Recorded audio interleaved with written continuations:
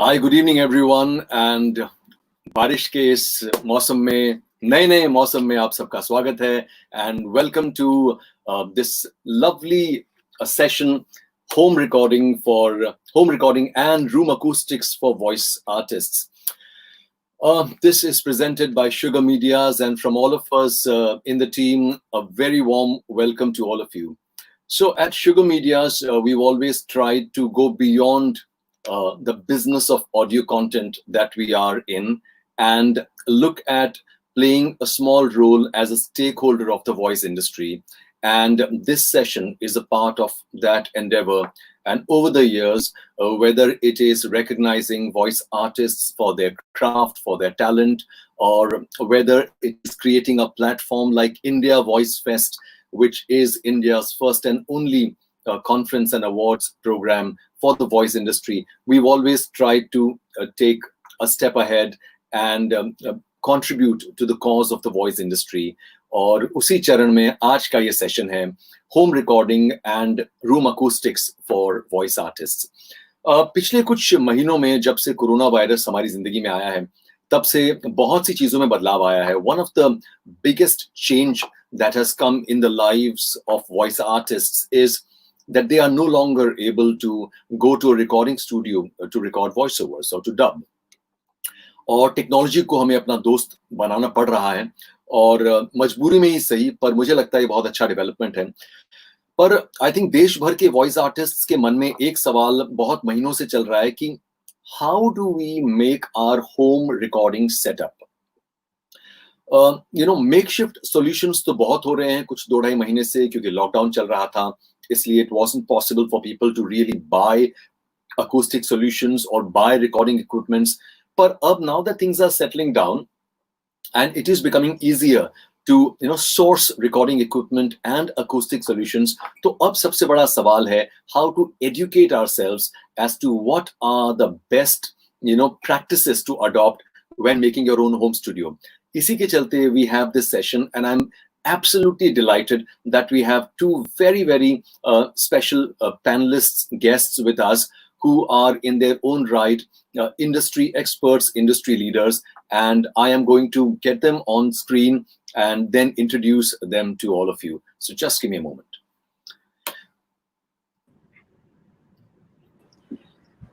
Kevin and Ashutosh, hi, thank you for joining us. Really appreciate it. How's it going? Please, very well. Please meet Ashutosh Pandey, who is the founder of Bajao.com and oralexchange.com. What's up? Bajao.com obviously is a market leader, a market disruptor, if I may say, Ashutosh, since almost 15 years now. And the Oral Exchange has come in recently compared to Bajao.com, and Oral Exchange specializes in affordable acoustic solutions. And Kevin Mario Dsouza, who is a dear friend. Kevin is a veteran acoustician, mix engineer. He calls himself a former mix engineer. I don't know why, because he is one of the most amazing mix engineers of the industry. He also is founder of Sound and About, which is also an acoustic solutions company. Kevin has, in his long career span, also been the man behind many wonderful recording studios in Mumbai, including, if I may use this platform to plug, including the Sugar Mediaz studio. The Sugar Mediaz studio has been designed by Kevin many years back, but the studio still looks like it was designed yesterday. So thank you so much, Kevin. I can never thank you enough for that. So we have Kevin and Ashutosh with us. So what I can, and I can see on my screen, we have tons of people who have already joined in, who are waiting to get their queries answered. So thank you, both of you. If I may start with Ashutosh. Ashutosh, while you've been catering to the recording industry, which also obviously includes the voiceover industry, but I'm sure you'll agree with me that voice artists or individual voice artists have not really been a market for you guys when it comes to studio development. So what are your thoughts on that? So that's true to an extent, because I think the whole, most voice artists, I think going to a studio and recording is a very big part of a voice artist's life. and I would say a big part of their day. Although I'm sure a lot of voice recordings, even in the biggest ads, have probably been done at home. There are, when you see a multi-crore ad on TV, I know there are bits and pieces that could have come off an iPhone. So, and a lot of voice artists do have recording setup at home. In personally, I have worked more with musicians in terms of home setups. So it would be more singers in the past, at least with Bajao, and music producers and singers looking to make their own studios at home, or creators who work with YouTube and would like to, produce their own content at home. But I think now, yes, going forward, it's very important for a voice artist to be able to send in their recordings to their producers or the production company or to the engineers and get those recordings approved. I think so. It's a big shift, and it's an important shift. And I think, yeah, I'm sure there are lots of questions that they have about what they need to do. So happy to help in any way I can. Lovely, lovely. In fact, I think Bajao, your Bajao.com site is inundated with a lot of orders from voice artists. In fact, I got a couple of messages from some of my dear friends this afternoon that they were like, if the Bajao.com founder is coming for your session, then can you request him, because we're not getting our microphones and they're saying they're going to deliver after 5 days and we need something tomorrow. So I was like, let me see if I can use my good offices and get you your microphone early. I'm sure I'm going to get some questions about that today. No, so we've obviously, in terms of we've, in the last 3 months, we've got a lot of orders from a lot of people, because we've been the only company that's tried to keep going in this time. And we've gotten, yes, there have been a lot of microphones that have moved, especially USB microphones, and both condenser and dynamic. And we're doing our best to ship out everything as quickly as possible. But yeah, we're still in the middle of the pandemic. So absolutely great. So I'll come to you, Kevin. Let's just dive into the deep end of the pool. So for a voice artist, voice artists are not really trained in acoustic science. So this is we've just been got into this situation. So how would you what would you say about the basics of home room acoustics, which would be different from a studio room acoustics? How would you define that or speak about that? Sure.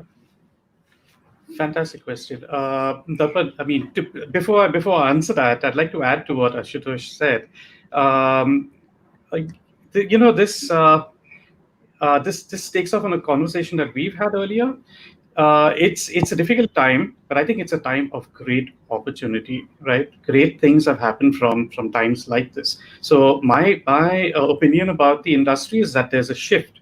It is moving to the homes, and that is a very determined shift, and that's something that I think most people should embrace.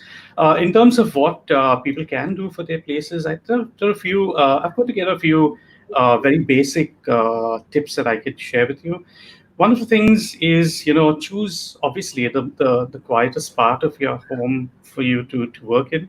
It seems like an obvious one, but you should be a little aware of thoroughfare, people passing in and out of that room, to access things, etc., etc.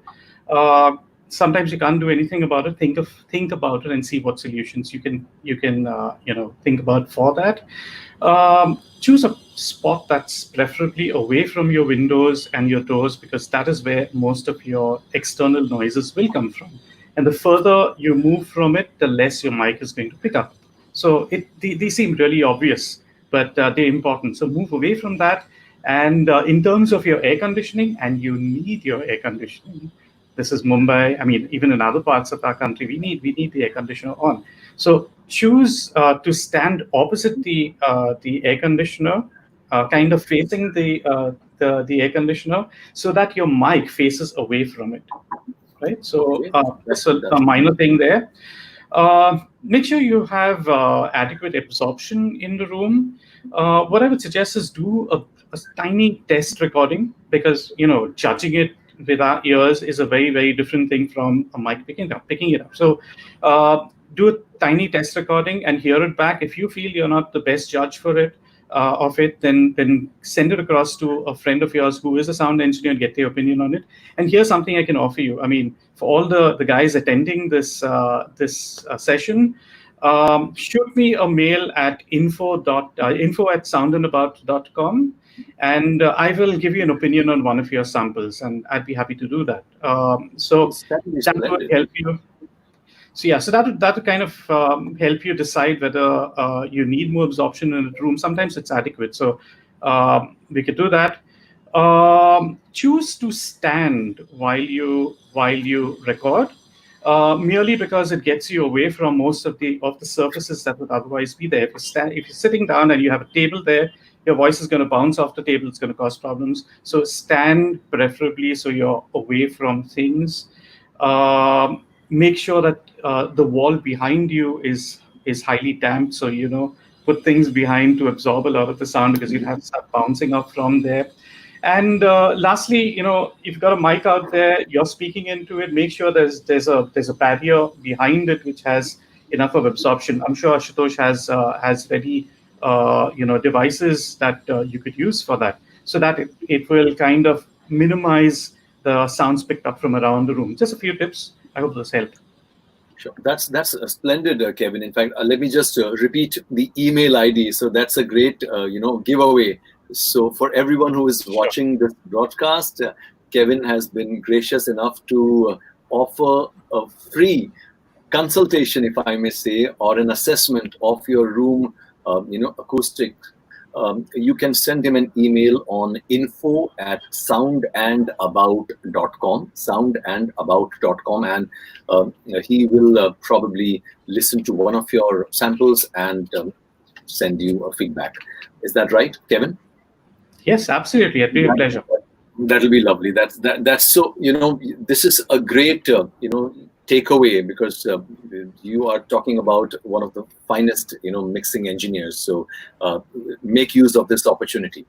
Ashutosh, since like taking it ahead from what Kevin said in terms of acoustic solutions, so Aural Exchange is a very unique platform or a unique concept, especially for India, because only in the last few years have we had a situation where there is such an amazing amount of education awareness about room acoustics, and whether it is home theater or auditorium or recording studio. So what are those what kind of solutions can people look at from Aural Exchange or from you for creating a proper room acoustic for their home recording? Like let me just add to that. I'm sorry. Let me just add to that. Two specific questions that had come to me were: one was, how do people? Is there something to help them with noise coming from the window and noise coming through the door of the bedroom from outside? Yeah. So I think before going to the solution, I'd like to add a few points. Over the years, the biggest problem that I've seen that people face is exactly this: sound coming in from the windows and the doors. If they're working from their bedroom, there could be sound from other rooms. And more often than not, in the big cities, there is always traffic sound. There are birds and traffic, and there could be construction, because construction is an activity that has been going on very heavily in most of our tier 1, tier 2 towns. And there's usually a building nearby that's being built. So there's all kinds of sounds. And one thing I'd like to say is a lot of people start by buying the microphone, and they like the way a condenser mic looks fundamentally. So everyone goes in and buys a condenser mic, which may not really be the best thing for a voice artist working from home, because a condenser mic is built essentially for treated studios. I mean, whether you like it or not, I personally think that a lot of successful voiceover artists usually use a dynamic mic. Even when they buy a USB mic, they buy a great dynamic mic. It's a lot more versatile. They could record in different places. You could record in noisier places. The basic difference for anyone who's listening is you get dynamic mics are more directional. They capture more sound that is on axis. So if you're pointing the mic a certain way, most dynamic mics are cardioid or supercardioid. They have a narrow coverage, and they have you can say they are the diaphragm that is used in a dynamic mic is heavy, so it needs more power to get excited, which means they only pick up sound from close to the mic. So they are very good at rejecting sounds from outside. So in addition to choosing the quietest part of your house, if you couple that with a great dynamic mic, you can get very good results, and Okay. um, you could get away with minimal treatment, because most bedrooms already have a lot of things that absorb sound, and most living rooms also sound great naturally. So this one point of choosing the right mic, I think, is very important. Do your own research. Go to YouTube, listen to what other voice artists have. You will find that people have used a series of mics through their careers, and I'm sure you have as well, Darpan. And Absolutely.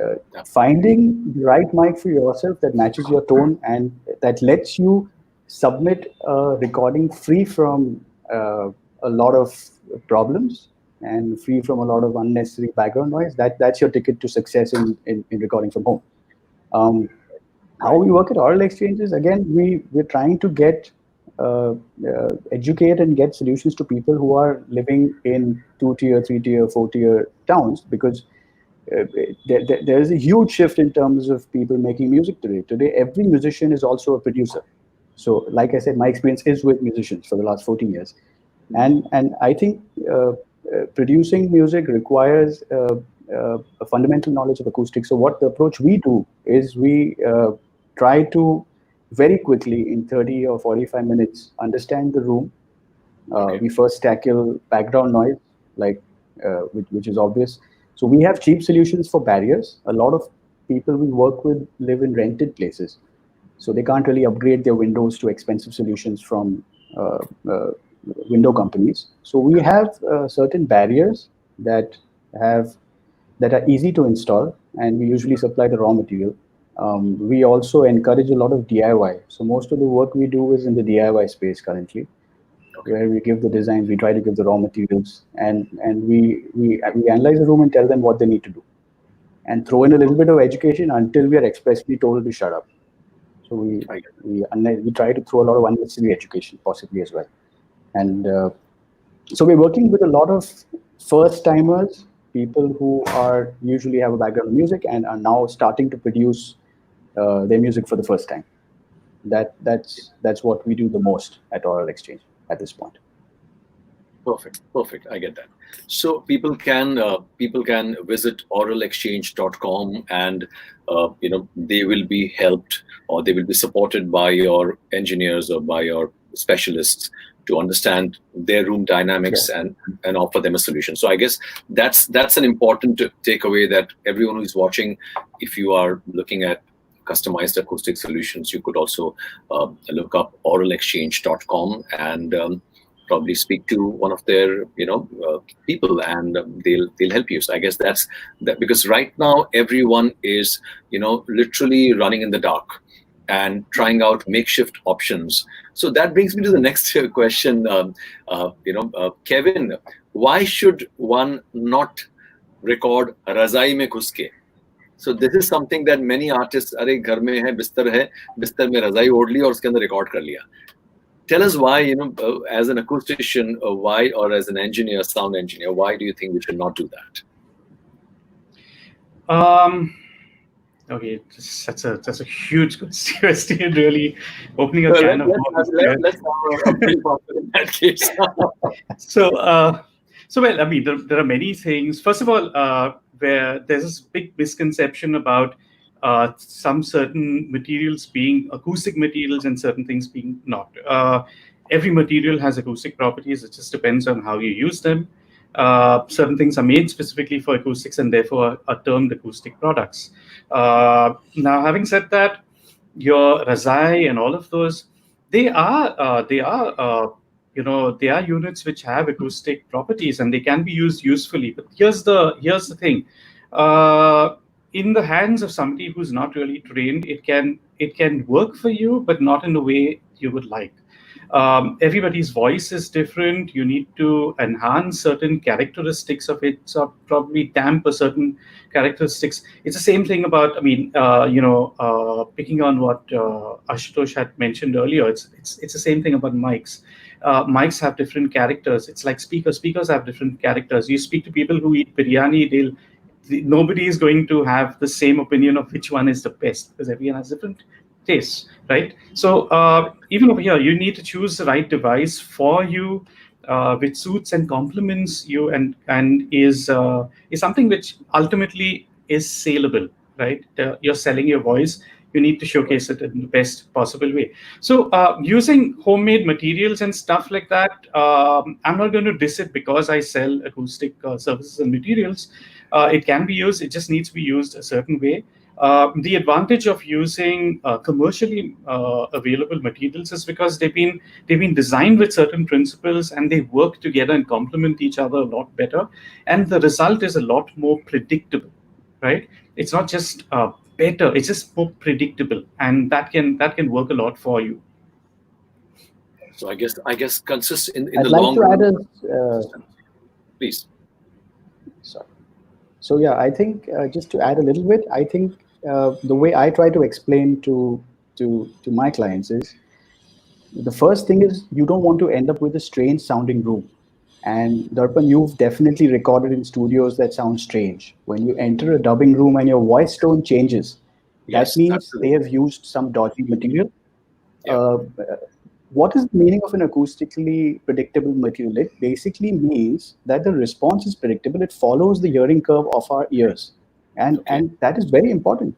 Wow. When a room designed for voice has to uniformly absorb the important frequencies of the human voice. If it there is another very brutal example that I have to give to customers from time to time, and that is the famous Mumbai Auto Bhojpuri mix, which is lots of treble and no bass. We call And it the those songs are din check mixed. sound. Yeah, those songs are mixed in studios where they have only absorbing high frequencies and they don't absorb low frequencies. And so the engineer thinks, wow, there's a lot of bass in my song. So he leaves it as it is. Actually, there's no bass. He's hearing the room. He's not hearing the song. And there is no treble in the room. So it sounds flat. So they completely pump up the high frequencies, and what you end up with is the Bhojpuri auto mix. And I tell people, you don't want that to happen. So two tests for me is, if I'm a voice artist, when I step into a room, we all know how our voice sounds outdoor or in the natural state, and we know how our voice sounds in the bathroom, and it's two very big different things. So a well-treated room, even if you use DIY material, if you're using a quilt, you just keep checking if your voice is sounding strange, and you may have to increase the thickness, lower it, but that's the real test. When you use materials from a good company like Sound & About, you get a natural sounding room, and that is the whole goal of acoustics as far as I'm concerned. Whether it's an auditorium or a studio or a bedroom, it should sound natural, and it should sound natural for the purpose. So if it's a home theater, it needs to handle a lot more power. I would say voice is quite easy, but it's easy to get wrong as well, because I have been to rooms that literally sound strange, and those that strangeness will definitely translate into the recording, and you don't want that as much as possible. Thanks, Ashutosh, for the opinion. So I guess in terms of encapsulating this part, it is critical for voice artists to understand the importance of room acoustics first.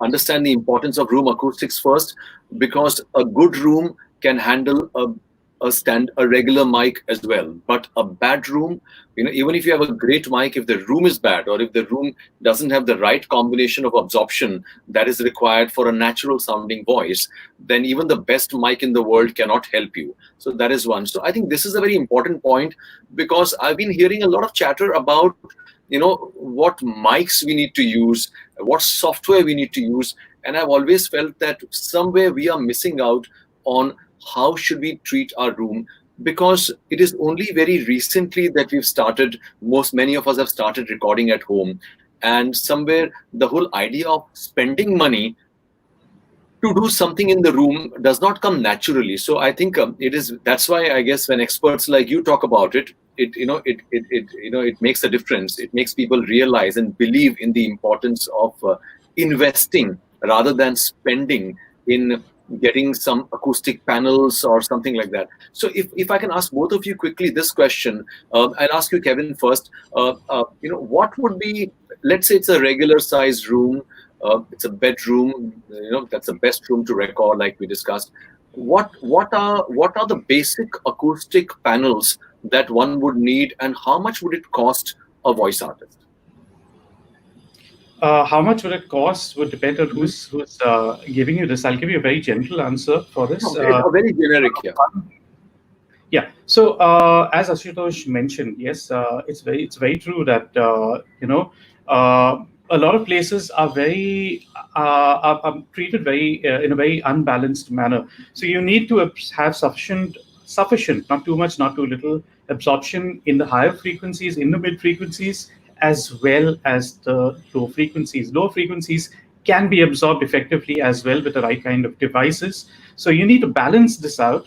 But again, not killing the place. So don't aspire to cover all your surfaces, because that's just going to kill the sound completely. Correct. So you need to aspire towards a mix of well-controlled reflections along with absorption. I know the sounds a little overwhelming, but let me make it simple. So you have certain panels which will absorb highs, certain highs and mids, and certain which will do low frequencies, and maybe some which will do some things in between. Balance that out. Get the help of somebody to help you with choosing that. Put them in strategic places, so the right products in the right places in the right quantities is what you're looking for to give you a good, well-balanced solution. So we don't really have a situation where you have like a turnkey solution for a room of this size. Okay, it's like a kit. Can't you, Ashutosh, Oral Exchange, you think somewhere you can have a kit where we can put a price to that? Okay, there are 3 different types of kits. One costs X, one costs Y. Because something like that, wouldn't that be a great help to a voice artist who is not really educated in terms of understanding reflections? And so we do have kits, but we also recognize that if the reason we push DIY is that we genuinely want them to have the best possible solution sometimes, and anything that is in a kit form is essentially it's a one size fits all approach, and it's also optimized for price. Most of the companies, even the biggest companies in the world like Prime Acoustic, Orlex, Acoustic, when they have kits, those kits don't really work as well as they could. If you're willing to take a little pain and get a carpenter and get your room analyzed, you can probably get more bang for buck. So kits are great. But they can't be customized all that much. For example, a lot of very practical issue that I face is that Indian bedrooms are crowded. Sometimes the walls don't have. It's very asymmetrical. I mean, you've got unlimited storage happening. I don't know why. There are like cabinets on the top, bottom. You've got some strange window designs. You've got L-shaped rooms. The corners are no longer present. Like we sell corner bass traps, but the corners are not available to put a corner bass trap. There's a door or a window sitting there. So customizing it is usually, it helps us get a better result for the end user. And again, being an online company, it's word of mouth is so important for us, because we're very transparently exposed to the world, and so we have to make sure that every person we sell to has to be really happy, and when their friends and colleagues come over, they have to be really happy as well. So usually, while kits are okay, giving a customized solution makes more sense 8 out of 10 times for us. Fair enough. Yeah. So what you're saying is that artists will need to approach setting up a home studio with a far more organized sense of in terms of having to invest, having to spend time and resources, because it's a long-term solution that we're talking about. It's not just a just a fixed solution, a short-term thing. Yeah. Fair enough. I think the way I see it is it's a career, and Absolutely. being able to send in clean recordings that sound great, it gives the voice artist an edge, and that's an edge you want to take. If it means talking to someone for a couple of hours rather than just picking up the first random thing you find, if it's going to help you, I think that's a shot I would take if it was my career, and they should. That's And such an there are lots important. of good companies now, and so yeah. Yeah. So, Kevin, you wanted to add something? Yeah, I couldn't agree less with what Ashutosh just said. I mean, you're spending on something like, okay, cars. Everybody loves cars, right? Think about this way. Think about it this way. You could buy one for your pleasure. Yes, of course, by all means, spend it. But if you were to earn your living from a vehicle, would you not spend on that? Because wouldn't you spend on something that made sense? You would, right? You would do whatever it took to maximize your earnings out of it. So maximize the earnings out of your voice, and the only way you can do that is by differentiating yours from the next in terms of quality, in terms of delivering the grain and all of it. So capture it well, capture it the best way you can, and optimize that and send that out. In terms of, I'm sorry, I didn't give you a direct answer to your question when you asked me, Darpan. We as a company are not really product focused. Yes, we manufacture products, yes, but we're not really product focused. What I mean by that is that I like to think of us more as solutions oriented people, and products are just a means to execute that, to get you a solution. So here's what I can I can offer your listeners. I could offer you we what we do is we kind of study a room just like Ashutosh would. We'd study a room and come up with a solution for you. But what I can throw in as part of that is I can throw my experience as a sound engineer into this. And as part of the package, what we can do is get in over there. I can remotely probably control your computer and work with probably giving you 3 or 4 settings for your voice. What I will do is set it for you, and I will send myself a sample of your voice, kind of analyze that and make changes over there, and set about 3 kind of setups for you, Like a preset. so that you can Like use a them. preset. Yeah, kind of, yeah. So save these settings. So they could be probably section files. So you open this if this is what you're looking for, and go there. So it will include a few processes as well. For me, that's fun. I mean, I love doing this, and I miss my days of mixing and of recording. So that's something that we can throw in as part of what we do.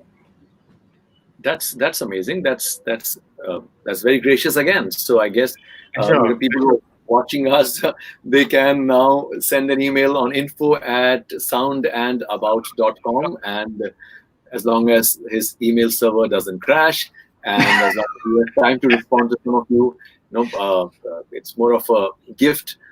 It's a privilege. So allow him time to get back to you, to whoever he can, and Kevin will help you with setting up certain presets for your voice, so that you can probably send out consistent good quality. So that's important. So I think we've been having a lot of questions on Facebook and YouTube, just that I haven't been taking them. In just a couple of minutes, we'll start taking. We'll just address those questions, because I think that'll add a lot of value.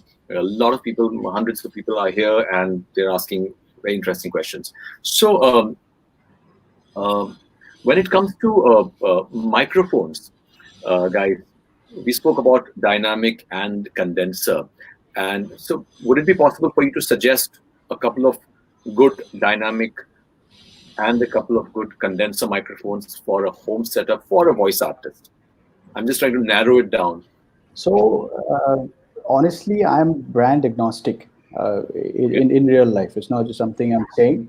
But if you had to study 2 mics to make your decision, I would choose the Shure Beta series. Okay. The Shure Beta 58. Everyone's heard of the Shure SM58. Go look up the Shure Beta 58. If I had to earn my living as a voice artist in a noisy or typical living space that I shared with other people. And I would choose the Beta 58. It is a super cardioid mic. So look for super cardioid mics. They have a very narrow coverage pattern. I'm a big fan of dynamic mics. I mean, I shouldn't be, because if you buy a condenser mic, you automatically give me business for acoustics, because condenser mics can capture the whole world, right? They'll capture your laptop fan, they'll capture the neighbor's cat. But truthfully, a dynamic mic. I joke that the condenser mic is what you're thinking. So yeah, and the thing is, cheap condenser mics, I refer to them as jungly mics. You never know what they're going to pick up next, right? Correct. Like, I know a guy who's had to spend 4 lakh rupees just because he bought a raw condenser mic, and it had a atrocious response. It was picking up something from the next floor's split AC that was almost 80 feet away. It was picking up a vibration from that, and crazy things happen. See, the cheaper the mic, the more unpredictable it is. When you buy a mic, a good mic, you're paying for predictability. You know? That's why you buy a good mic. So I've seen some amazingly crazy mics, and I wouldn't be surprised. Like it's like in the old days, I used to play a lot of guitar, and we used to play at a place called Raspberry Rhinoceros in Bombay. We did a lot of gigs there. Right. And one day I turned my amp up and I started playing Vivid Bharati radio from my guitar amp. So it was basically one of those, I don't know who had made that amp, but it was playing radio. It was an unbranded amp. So strange things happen when you buy non-vetted stuff, And so there was literally radio coming out of my guitar amp before the gig, and that was an emergency. So study 2 mics. Study the Shure Beta 58. It's like an upgraded version of the SM58. SM58. Yeah. It has a narrower coverage pattern, which is great. It also has more gain before feedback. That's the other thing. So how much power can you? How much can you gain it up? Sometimes you need to gain these dynamic mics up a lot to make it capture your voice sibilance and everything. Mm-hmm. And study the Shure Beta 87, which is a condenser version of the Beta series. And then look for other mics that match these characteristics. These microphones are rock stars. Like, I've used them in live applications for very, very high-end auditorium installs in studios, and also recommended them to singers. And honestly, it sounds great, and you will find a similar mic from every brand.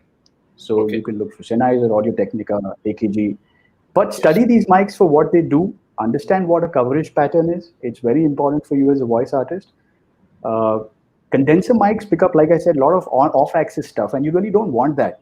Mm-hmm. Even in a treated room, you just wanted to focus on you, right? At the time, of course, unless you're recording an ensemble. So if you buy, my suggestion is look for dynamic mics, USB dynamic mics. Look for a good sound card. If you're buying a condenser, please buy a good condenser mic. Stay away from unbranded stuff. It can really it can give you some very strange results, in my experience. So always stick to good brands.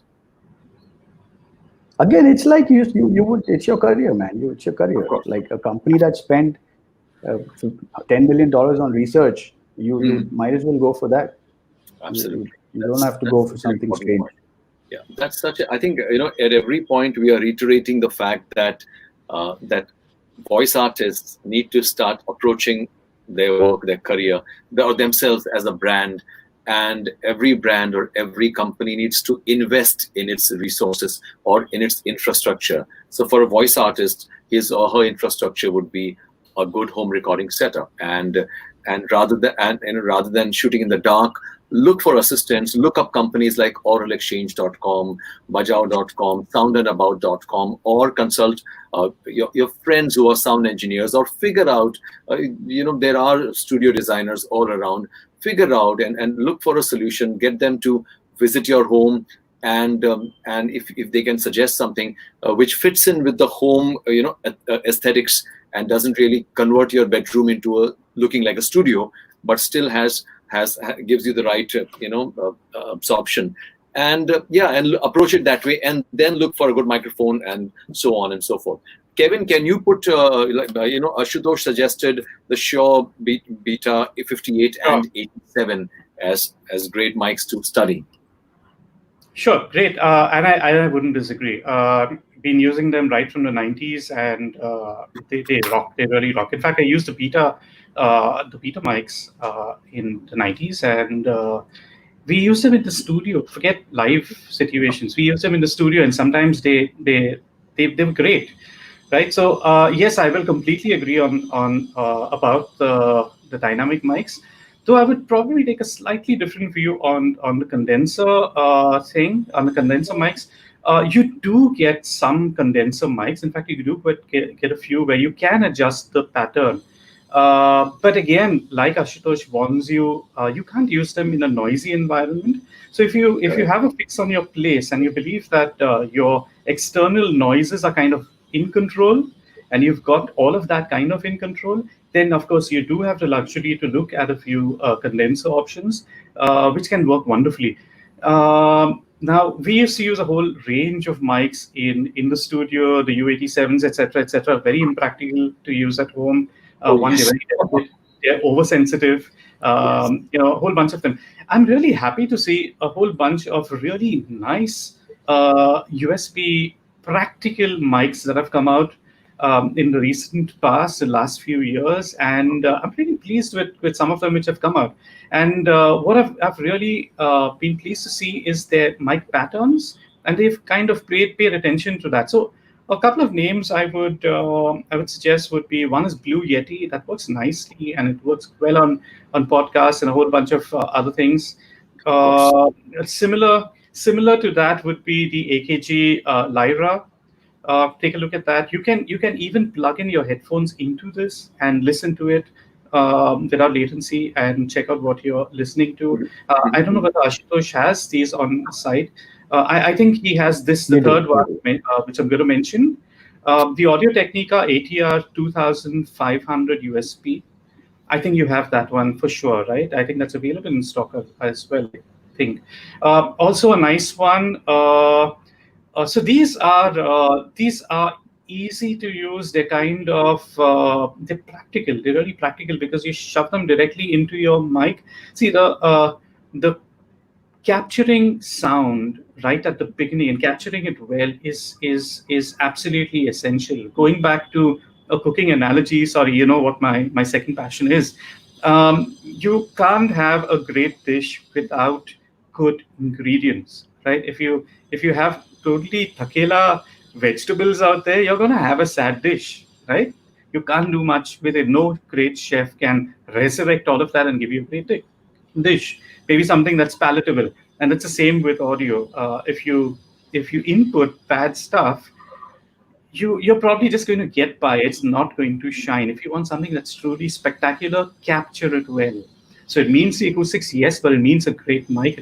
So if you have something like a good mic which is connected directly, a USB mic has the advantage also that you don't have to scratch your head about finding the right preamp and stuff like that. It's easy, plug it in, and it works. I would say these are additional models that might be good in your kitty. But the Beta 58, great suggestion. The Shure Beta 58, yeah. One mic I'd like to add is the Rode Podcaster Pro, if you can afford it. Oh yeah. Recently, I was having a discussion with a very large company that produces audiobooks, and we were trying to figure out how they're going to, because they need to recommend mics to all their voice artists who are now working from home. So the Podcaster Pro, it happens to be a dynamic USB mic. And Audio-Technica also has a model. I think it's the 1005, but you'll have to look it up. Okay. It's not around, but we've requested Audio-Technica to ship 2,000 to India. So we've made a special request. We've told them this is a great mic. It was recommended by a very senior voice artist who happens to be a friend of mine. He's been using it in his house for years. And I looked up specs, and it seemed great. It's very inexpensive. So under 10,000 rupees, there is a dynamic USB mic from Audio-Technica, and in the 15,000 to 20,000 rupee range, Rode Podcaster Pro. Apparently, it's become a global bestseller. It's new for our country, but I saw the reviews on Sweetwater. They were amazing. So that might be a great one. It is a blockbuster success. Absolutely. The Rode broadcast. Okay. You know, and I'm sorry to interrupt, but just to reinforce your point, Ashutosh, you know, all along for radio broadcasters and, you know, the voice and stuff like that, through the decades, a really, really big, a mic that has been used a lot has been the EV RE20 and then the 25 later. Dynamic. Which is And dynamic. that's one of the most, It's dynamic, right. which is one of the most popular mics going around. So yeah, those really rock. It's amazing. That's great, guys. So what we're I going think to if do? people just like the way a condenser looks, I think you know, because people have told us this, right? It doesn't look professional if it's dynamic, but that's sometimes people buy condensers because of the way it looks, and so now they've wisened up with that, so they started making. Yeah. So that's why Rode made a dynamic mic that looks like a condenser, right? The podcaster looks like a typical condenser, but it's actually dynamic. And Absolutely. Looks so even the Rode NT, USB, they have a Rode NT USB Mini now. Even these are pretty popular. They're a little colored. They're not very dead. They're a little colored, but they do the job. So I guess before we move in to the last segment of answering questions that we have from tons of people, I guess if we try to encapsulate this entire discussion, then if you start from room acoustics to setting up a home studio, it is important for an artist to remember that choosing the right room is critical. Bedroom works best because bedrooms usually have a lot of clutter in the sense of curtains, a bed, a mattress. So all these, in a way, function as absorbent in a way. And it is not really a good idea to just snuggle into a mattress and into a quilt or a razai and record, because you don't really get predictable, consistent sound. And it is important to ensure that outside sound is blocked through the sound coming through the window and sound coming through the door of the room. You do have, Ashutosh, I remember having seen a door sealant, like a felt-like material, like a roll, a door sealant available on your website. I guess something like that might also help reduce the kind of... Yeah, we have a lot of barrier materials. Yes. Yeah. So you need to basically invest invest in sound barriers so that sound coming from outside is blocked when coming into the room. So the two elements: one is sound coming from outside blocked when coming into your room, and two, your room should not be too reflective, it should not be too absorbent, so that you sound natural. And a good way to do it would be to probably record something, and Kevin has graciously offered us pro bono, the service of testing your sound, some of you, and you can do that. So that's one thing taken care of about the room. He's also mentioned that you need to be away from the windows and also from the air conditioner, obviously, air conditioning rather. And then we come to microphones. Important to choose a microphone which works according to your room and your requirements. And I think both of you were unanimous in your opinion that a good dynamic microphone would be far better suited for a home studio, which is tik-tak say treated, rather than a condenser which is very sensitive. So that's one. And coming to softwares, a quick thing on what would be your recommended software. What would you recommend for a voice artist who's not really a pro at using? I always recommend Audacity to everyone. I say Audacity is absolutely a sweetheart software for anyone to record and edit. So I can go first. So again, like I said, most of my experiences with musicians. So top three for me would be Ableton Live. This is a very, very personal choice, but more than personal, you have to also choose a software that your clients are comfortable with. And usually it's a good idea if you know an engineer you can call if you're stuck. I'm assuming that when you're doing music production, of course, there's a lot more complexity. The top three for me would be Ableton Live, Bitwig. It's a very inexpensive DAW right now. It's bundled with a lot of equipment as well. So when you buy a good sound card, sometimes you get a software free with it. And pretty much anything should work. You need to be able to export your clean files out of it. Logic is great if you're on Mac. It's not tough. I think usability has really come of age in terms of softwares. And if you're in the TV ad industry, maybe you invest in Pro Tools if you need to open those sessions, etc. I'm not really sure how the nuts and bolts of the voiceover session data transfer is happening, but I think your industry and your clients would have an opinion, perhaps in the software that you should be learning and using. Correct. And leave it to Kevin. He knows a lot more about this. Absolutely. Kevin, would you like to add to that? A different century. Okay, to begin with, as part of your hardware, by the way, there's an extremely important thing you should also have besides your mic and the panels, etc. Get yourself a really good taser, right? Because if your neighbor starts making a lot of noise, just go next door and tase them. Helps a lot. Right? Okay, coming back to software. The early days, we've all done it, but this is something I'm going to tell you to avoid. Please don't use cracked software for plenty of reasons. One, it can damage your hardware sometimes. But of course, the reason I didn't do it is because this is something that we earn our bread and butter from. We don't want to do that to somebody else, right? So no cracked software. You do get great free software, so you don't need to do that. Audacity, as you mentioned, is great. Now, talking about recommendations for people, I'm going to assume that there are people out here with different levels of skill, different comfort levels with technology, and with different end applications. Some may not be only voiceover artists. So what I'm going to recommend, of course, Audacity is really simple, and it's good, and it's cheap, and it's free. Cheap softwares like Reaper is something that I used to use. That is pretty good. In that range, also, I used to love, Sony's products, which are not Sony's anymore. So they used to have Vegas, because that was really, really simple. There's a reason why a lot of radio studios use Vegas. It's because it's really quick. It's not, you don't have everything like the other ones have it, but you have what you require quickly, and that's really good. So I think they call it now SoundForge Audio Studio. Look it up if you can. That's not bad. Reaper and SoundForge Audio Studio around the same cost-wise. If you're going to be looking at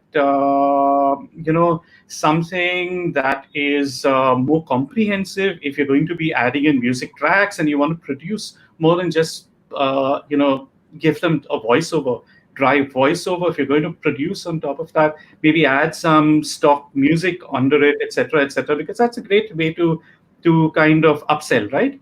If you're going to do that, and you want to really get professional, of course, you could look at Pro Tools, you could look at Nuendo, you could look at Logic Pro. But these are, while they're not as difficult as they used to be at one point in time, they are more involved than the other ones. Yes, they're more powerful, but with power comes a lot more, a steeper learning curve, right? So look at that. So let me sum this up again. Audacity, free, good.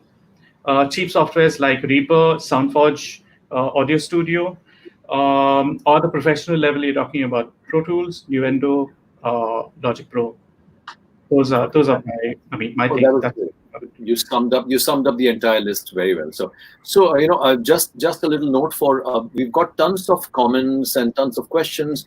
We might not be obviously able to talk about all the questions, but I can assure you that in the next couple of days or by tomorrow, my team will send you an individual answer to each of your comments about each of your questions. So don't worry if we have not been able to talk about your questions right now, but we will give you a reply by tomorrow. So you will get a reply on your Facebook. So moving in quickly to the questions, I've just pulled out a few questions which which I would really like us to look at.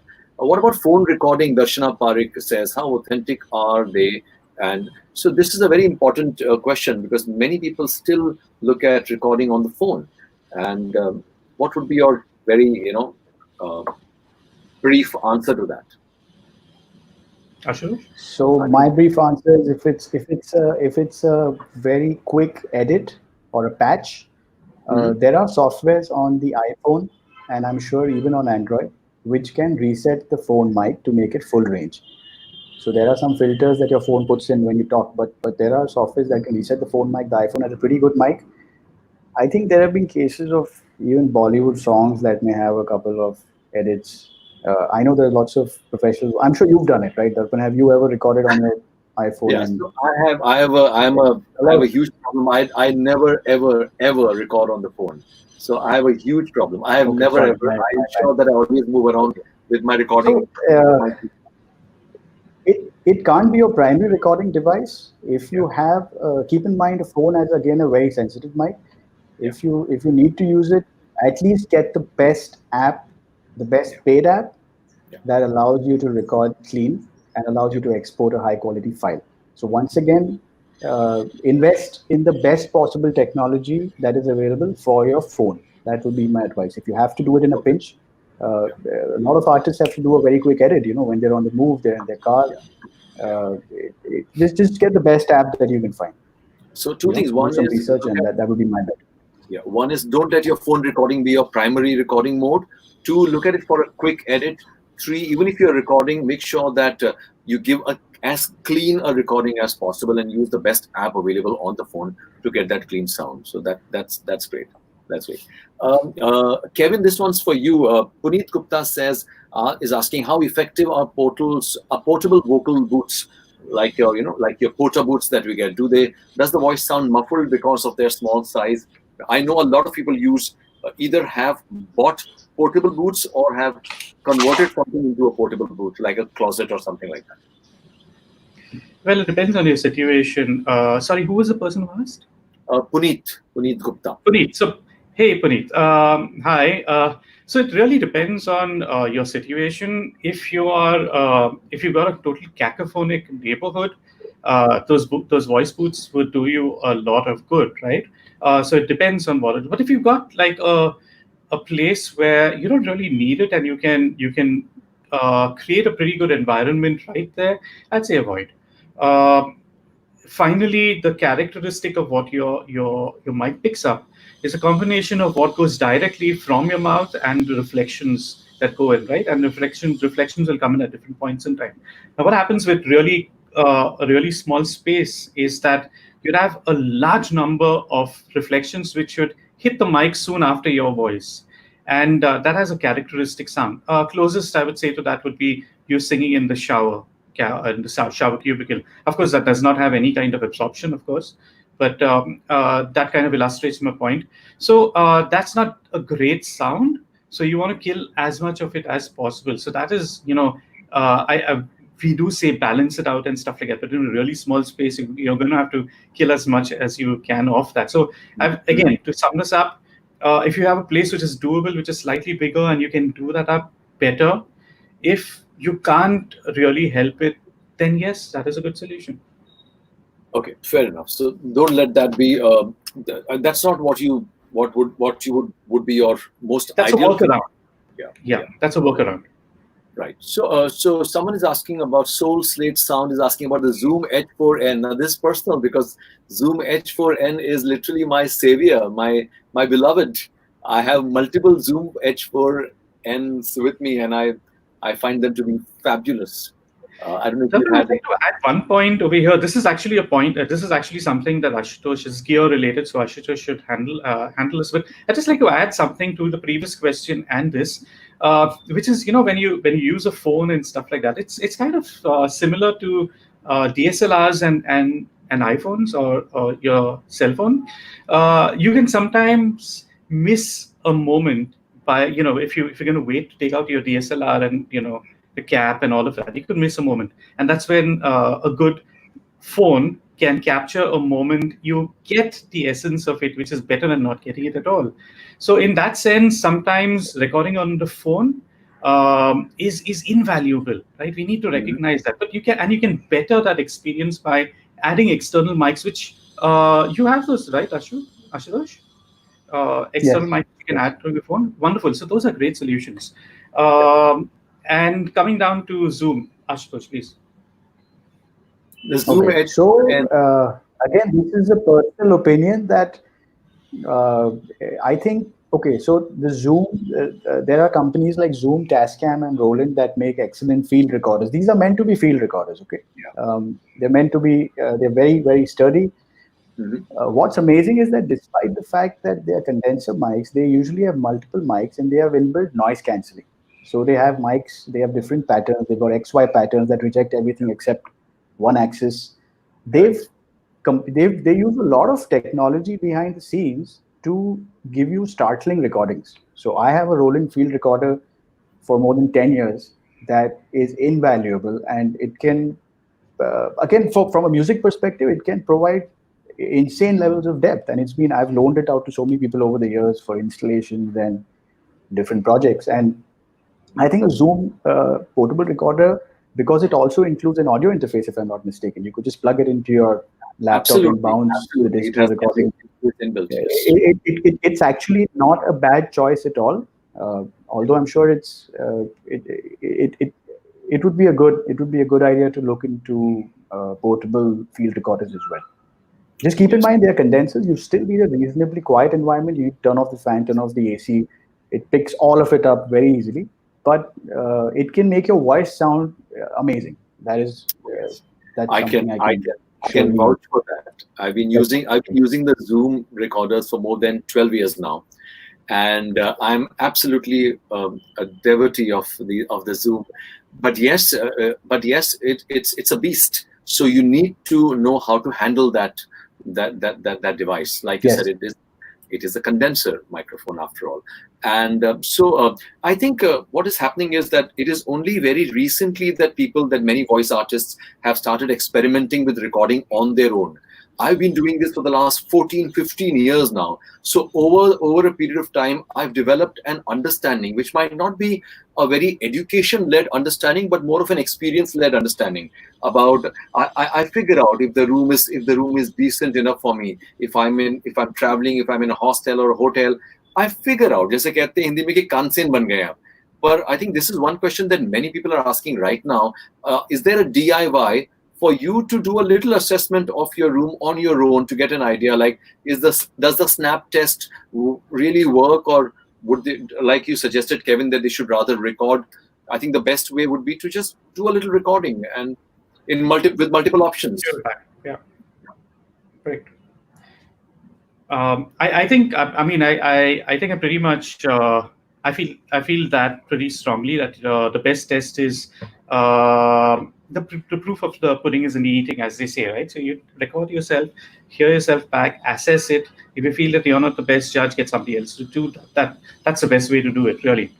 There are too many subjective things to discuss in that, but just listening back to it will give you so much of information. Absolutely. Someone just last few questions, and so I think we also had Ravi Iyer, who's a very well known broadcaster. Hey, hi Ravi. We also had Alric. Hi Ravi, what's up? Al. So Alric was here, and he was very appreciative. And we have a lot of practicing voices who have joined us today. So which is fantastic, and many of them have been very appreciative. They're writing lovely comments about the show, and everyone is thanking both of you, and so are we. So just a couple of more questions maybe. So Swagata Majumdar Bhattacharya has a very valid question. She says that there's a complaint with many clients about room buzz when she records in the closet or uses blankets, etc. The buzz remains. So cancelling the noise makes the voice dead, because finally the noise cancellation takes the sheen of the voice in some ways. Any suggestions to get better, or should she stick to a bigger room when she's recording rather than just huddling inside a blanket? I'm sorry, I can't resist this. Please come out of the closet. Sorry. I couldn't resist that. Sorry. Here's the thing. Yes, you're absolutely right. If you add too much of absorption, you're going to suck the life out of the voice. But that is better than getting artifacts into your recording. That's much worse. That's way much worse. You can do something to an overly dry recording. You can do something in post. It's not the best thing.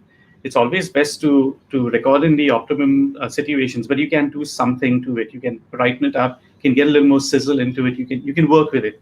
You can't do too much with what's the word she used? Buzz. It's more a ring, right? So the reason you're getting this is because sound is quickly bouncing between two parallel surfaces which are close by. Those are standing waves, and that's what gives rise to what we regularly call ring, which I'm guessing is what you're referring to as buzz. That is far worse because you can isolate that from your voice, right? So the better of the two situations, a kind of solution in a horrible situation is, yes, over damp it. Put in as much stuffing if you're going to stay in the closet all around you, so that you kill all those reflections and work on it in post. Fair. That's a very fair point. Poonam Apte says that the PC sound, which is something that I've heard from a lot of people, what I suggest to them is keep your PC away or record away from your PC or laptop or have a longer cord. She says that the PC sound is disturbing because when you're recording when it's a home setup, people tend to sometimes have the microphone next to the PC, and the CPU finally starts making some noise when the fan kicks in. So is that the only solution? Just keep your mic away from the PC or keep the PC away from the mic? The solution is to switch to a dynamic mic or build an enclosure for the PC. So you can also, if you're actually using a PC and not a laptop, you can contact your local PC assembler and look for a silent fan. So there are two fans typically. One is on the chip and one is the exhaust. And the chip one, you can control the speed. So talk to someone who understands PCs or supplies gaming PCs, and you can get a super silent fan. And you could also pretty easily rig an enclosure. We have a lot of DIY materials that you could use to build a heavy enclosure using very little space, and if you must. And for laptops, again, I think you have to choose your laptop very carefully to make sure that it's a silent laptop if you're investing in that. So read the reviews carefully, etc. Some laptops are super silent. The gaming ones are super loud, for example. So lots of laptops meant for gaming, they put a lot of technology into cooling, and they're very loud fans. So that's not a good idea for someone who's going to be doing voice recordings. So, but yeah, you could always build an enclosure, and that's probably the best solution that I can think of. That would be the best. I'd like to add something to this. All of what he said is true. All of that. In addition to that, I would add that this is something that out of my book. So as a sound engineer, I used to be a slightly weird sound engineer. If some of you knew me, when I recorded music, especially, I would shove my ear into different parts of. I'd actually go down there, and if somebody is playing the tabla, I didn't believe two instruments were the same and two people played it the same way. So I'd actually go there and shove my ear around it while they were playing, and it was a really strange sight. But here's my tip. Use these because, not these headphones, I'm talking about your ears, because we've been gifted with remarkably wonderful instruments ourselves. Use them. So what I would do is, I have this laptop over here, and it's kind of noisy. My recordings are noisy. I'd probably just go around, listen around to see where the damn thing is coming from, and make sure that it's behind my mic. So the mic's facing me, and that is behind it as much as I can. You can't always do something about it, but isolate the source of that sound, where it's really coming from. And sometimes, just putting some kind of a barrier, not blocking the ports, but putting some sort of a barrier between that and you can reduce that. It can reduce the amount that the mic picks up. Just a small tip. Quite fair, quite fair. I think Abhinav Sharma is a lovely voice artist. He summed up this session very well. He says, "Thank you to the three bearded wizards for all that you've spoken about in this session." Thank you very much indeed.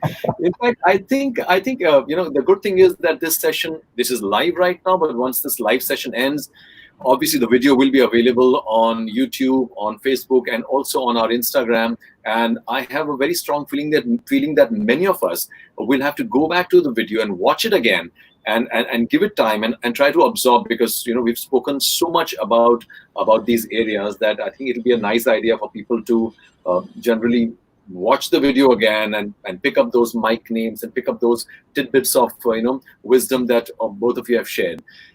So I guess we are going to sum it up now, and like I mentioned earlier, many people have been writing. I've not been able to get them all on the screen or talk about them, but thank you everyone.